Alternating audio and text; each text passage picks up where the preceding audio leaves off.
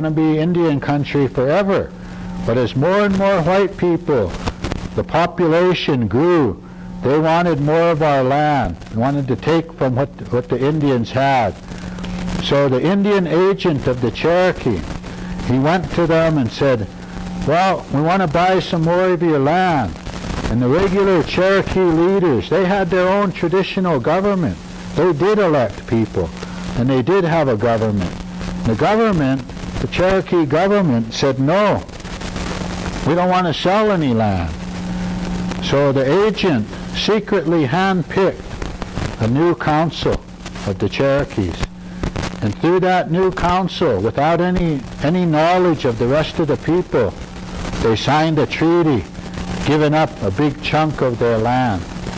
And that's how and why the Indian agents in the federal government, that was their policy of how to control us, was to handpick who the leaders were going to be, so that them leaders would do what they wanted to do.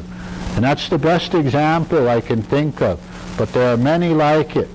Going back to that Allotment Act, between 1887 and 1935, millions, literally millions of acres of Indian land all over America were lost to the federal government.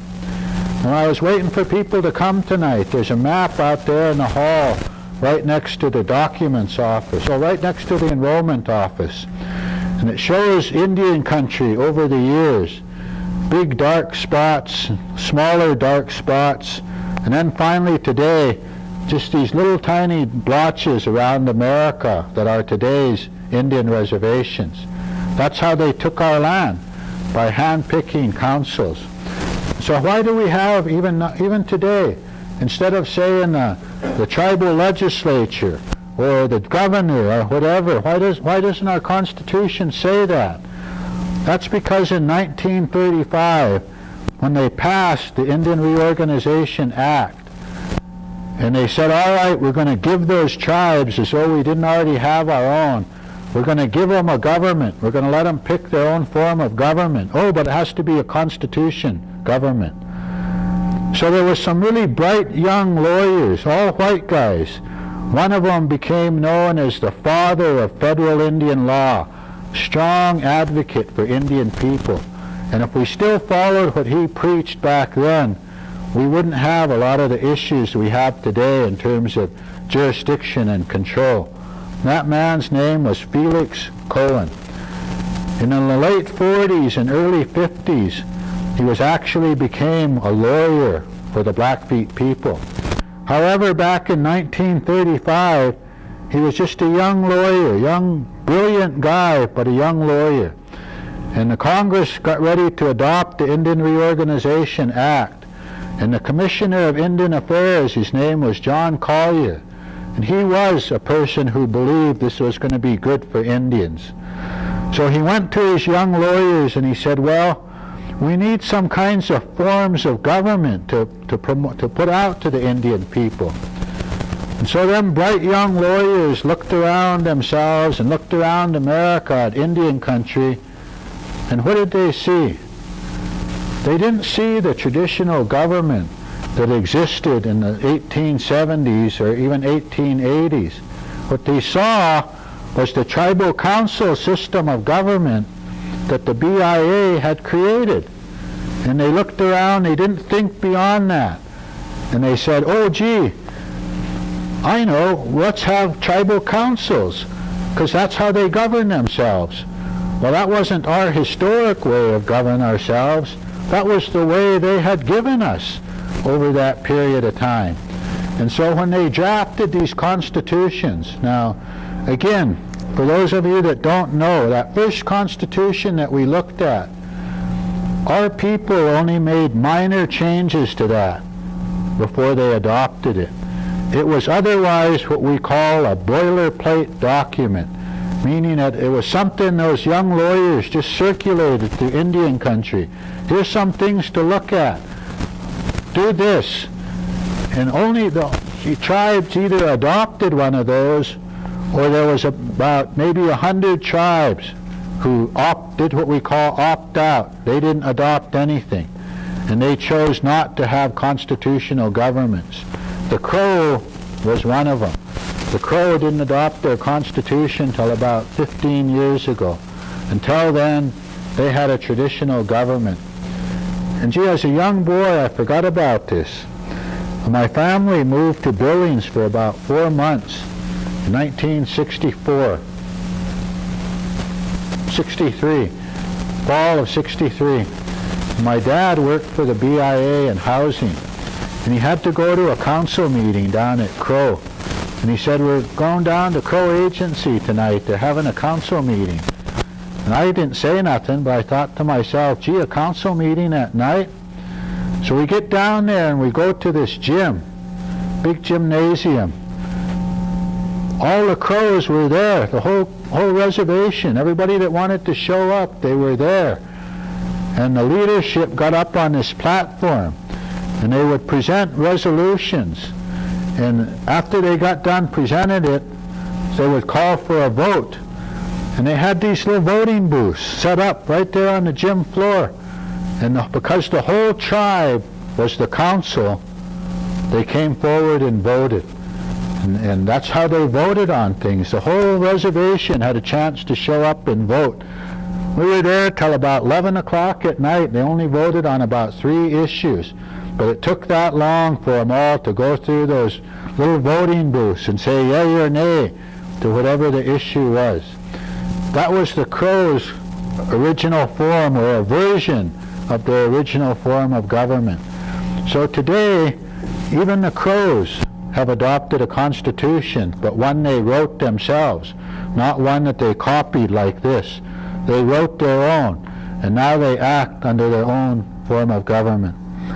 So, having said that, let's go on and cover just a few. We'll try to get down to the charter anyway of council power.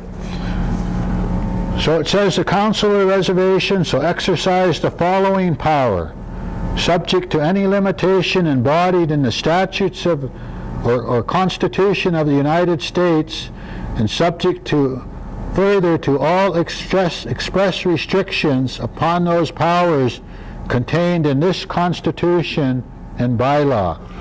In other words, the council's power is not supposed to be absolute. It's supposed to be limited by 3 things: statutes of the United States, the Constitution of the United States, and our own Constitution right here. George asked me at the break, he said, now, it says in here that none of these can supersede the power of the council. Actions of the council can't supersede these things. And he was mentioning that standard assignment provision in section 7. So he's right. As I said, our Constitution still has something called standard assignments. And in theory, you should still be able to come in and say, there's a piece of tribal ground. Soon as that lease is up, I want an assignment of that ground to me. No lease money, no nothing like that. Just my right to use it for my life, period. But the council don't allow that. And again, as I've been saying, that's why we need to change this, to make sure that if we're going to have things, the council has to follow them. Now here's one that creates a lot of concern right now in the context of water rights, right? And actually I was just watching tonight, before I came over on PBS, a hearing in the state on the Flathead Water Compact. And the white people were attacking it. But it says right here that the council shall have the power to negotiate with federal, state, and local government on behalf of the tribe, and advise and consult with representatives of the Department of Interior on all activities of the department that may affect the tribe. That's why the council has the power to negotiate a water rights settlement. Now, under our current bill, though, let's be real clear. The bill that's being presented to Congress says that while the council can negotiate this settlement, the people have to vote on it to make it final. That's not in this document. That's going to be in the law if Congress approves it.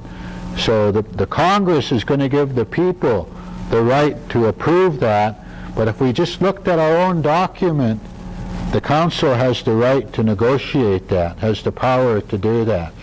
Now, things we do just kind of every day. We negotiate 638 contracts. We negotiate with them about leasing agreements and those things. So there are things we do kind of on a daily basis that fall under that are not so threatening to everybody, but we do them every day. Section B, the council has the power to employ legal counsel for protection and advancement of the rights of the tribe and its members. The choice of the council and fixing of fees to be approved by the Secretary of Interior.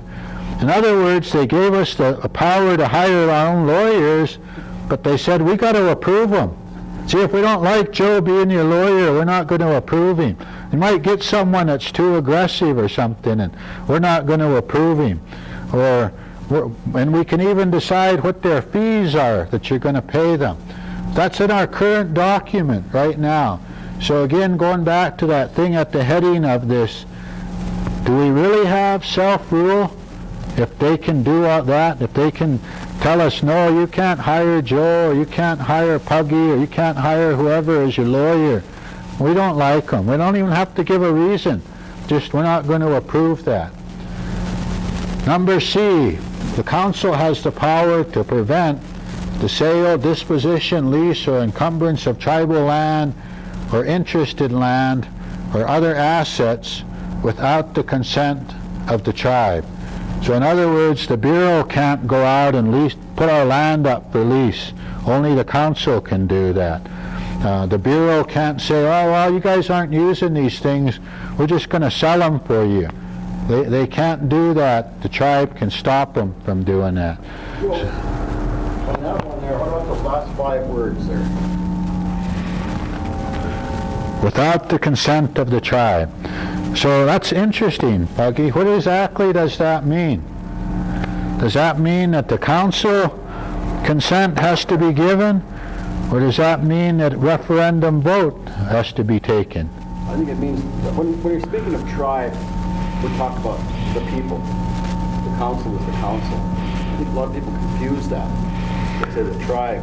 This is not the tribe sitting up here, these 9 people. That's the council. We are the tribe. So I think that means then, was intended to mean without the consent of the people. You can't sell land, or you can't lease or encumber tribal funds. Our councils continually over the years have encumbered tribal funds without the consent of the people. So I was just going to say, if you were to put that question to the council today, and you say, does that mean the tribe or the council? What do you think their answer is going to be? Themselves. That's right. So once again, going back to the folks that were asking the questions, that's why we're here, because we need to change our document to make that clear. And I absolutely agree. If it says without the permission of the council, that's pretty clear, right? But it says without the consent of the tribe. So arguably that means that the tribe is supposed to have a right to vote on those things under a referendum kind of approach. And really, we take that a step further, because that's not under referendum. Arguably, there doesn't have to be a 30% requirement. It's just you set up a poll, you have a vote, the outcome wins, whether there's 10 people or 1,000 people or 10,000 people. If they're all registered members and they vote, whoever outcome of the vote, they win.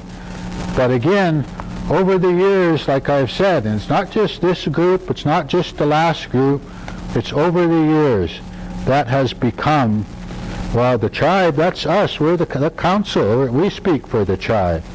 And so that's why, ultimately, the tribal council takes that on themselves. No, Joe, I've always been concerned of, and it has diminished over the last 20 years, I'll say, the legal branch of our government, our legal department. It seems like they would be advising the council. When you do this, here is the position in the Constitution that you must follow. Or look at this before you do that. I think we had it at one time.